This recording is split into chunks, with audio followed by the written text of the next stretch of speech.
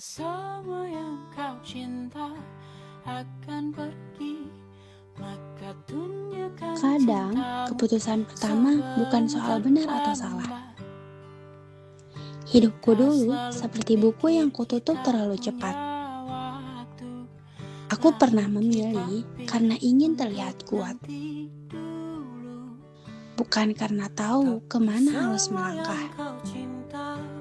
Dan akhirnya, aku jatuh. Tapi di keputusan kedua, aku coba lagi. Dengan semangat baru di lingkungan yang katanya lebih baik. Nyatanya enggak semudah itu. Tempatnya berbeda, tapi rasa asingnya sama. Di sana aku sadar, bukan tempatnya yang harus sempurna, tapi ada perjuangan untuk menciptakan lingkungan itu atau mengulangi kesalahan yang sama. Kita selalu pikir kita punya waktu, lalu kita pilih untuk nanti dulu. Apakah ada yang mau bertanya? Saya.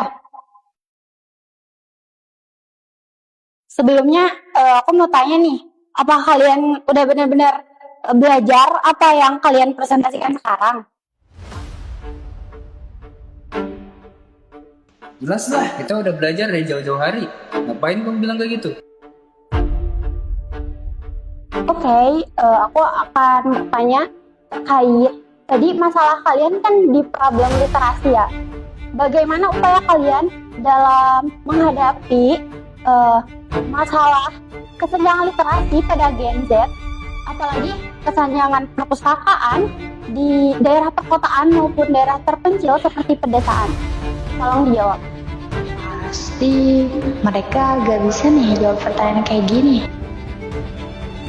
Sip, buka ChatGPT dong. Aku nggak tahu nih jawabannya apaan.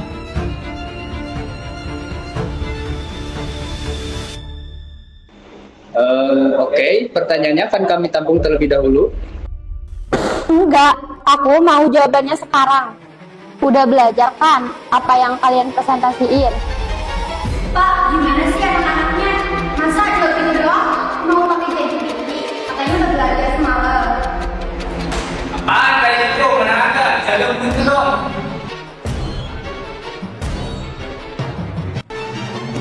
Sudah, kalian ini mau presentasi atau mau ribut? Kalau mau ribut silahkan di luar. Nah, tadi kamu lihat kan gimana mereka presentasi? Iya, aku ngeliat mereka presentasi, tapi ngerti materi juga enggak? Ya, tapi kamu jangan gitu dong, dah. Tadi kan ada dosennya. Udah, ini cuma hal sepele. Tapi kalau dipikir-pikir emang kita males banget baca ya. Ya karena kita tuh males. Jangankan buka buku, gak usah buka buku deh. Baca caption Instagram aja, kita nge-skip. Ya udah deh, udah. Nah iya itu masalahnya. Kalau kita gak bisa memahami bahan presentasi, gimana caranya kita menjadi generasi kritis? Membaca juga males. Oke. Jadi kita tuh cuma butuh cara biar orang-orang tuh terbiasa membaca tapi tanpa kebiasaan. Tapi dengan pola kecil yang dilakuin secara rutin. Gimana? Bentar. Polanya gimana nih? Jangan cuma teori doang, tapi aksi nyatanya juga harus ada.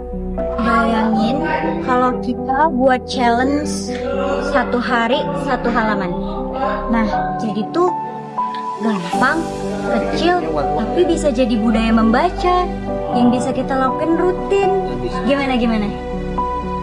1 hari 1 halaman.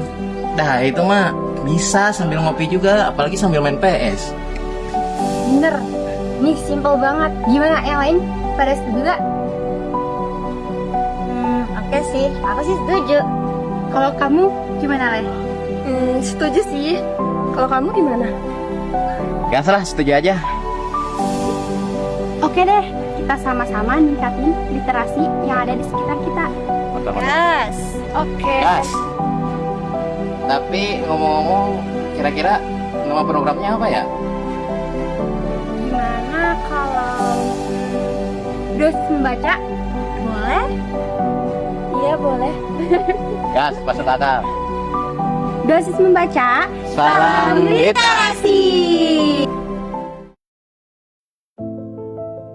Dalam program Daily Dose of Reading, setiap peran punya tanggung jawab yang saling melengkapi. Pertama, sang founder. Di awal perjalanan program ini, ia mensosialisasikan kepada anak-anak kelas untuk menjelaskan program ini dan membuka pintu donasi buku, menggalang dukungan agar semakin banyak anak bisa merasakan manfaat membaca. Kedua, ada tim pendataan. Mereka mencatat buku-buku yang sudah dibaca para peserta, satu hari, satu halaman, memastikan setiap langkah kecil menuju literasi tetap terjaga. Ketiga, tim konten. Mereka yang meracik ide, membagikan cerita, dan menjaga agar semangat membaca tetap hidup di setiap postingan. Dan semua ini tugas dari tim Dosis Membaca.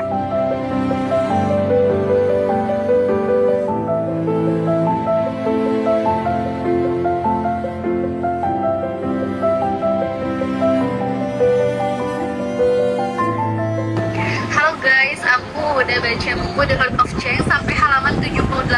Nah, buku ini tuh menjelaskan tentang bagaimana cara berorganisasi yang baik. Nah, buat teman-teman di Daily Dose of Reading, jangan lupa untuk baca setiap hari ya. Dadah! Halo guys, jadi hari ini aku mengikuti program dosis membaca, yakni satu hari satu halaman. Di sini aku membaca buku Perihal Ketidakpatuhan dari penulis yang namanya Eric Fromm. Di sini membahas tentang stigma negatif tentang ketidakpatuhan. Aku baca dari halaman 1 sampai halaman 6. See you guys, semangat membacanya hari ini. Nay, kita berhasil, Nay.